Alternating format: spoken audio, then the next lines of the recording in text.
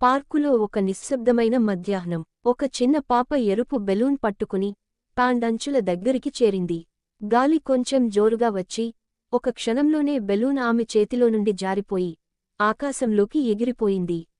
Balloon దూరం జారిపోతుండగా ఆ చిన్న పాప భయపడింది. ఆమె కళ్లలో నీళ్లు నిండాయి. ఆ సమయంలో ఒక తిరుగుముఖం కుక్క అక్కడికి వచ్చింది. అది చిత్తడిగా కనిపించింది, ఫచ్చిపోయిన చర్మంతో, కాని దాని కళ్ళు చాలా దయతో ఉన్నాయి. కుక్క కొన్ని క్షణాలు బెలూన్ను చూస్తూ ఒక్కసారిగా ఉత్సాహంగా ఎగిరి బెలూన్ తాడు పట్టుకుని దాన్ని క్రిందకు లాగింది.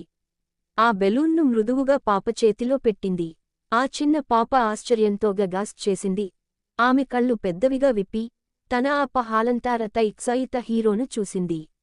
కుక్క తన తోక ఊపుతూ నెమ్మదిగా తిరిగి పార్కులోకి అడుగేసి కనిపించకుండా పోయింది. ఆ చిన్న పాప బెలూన్ను హత్తుకుని చిరునవ్వుతో చూసింది.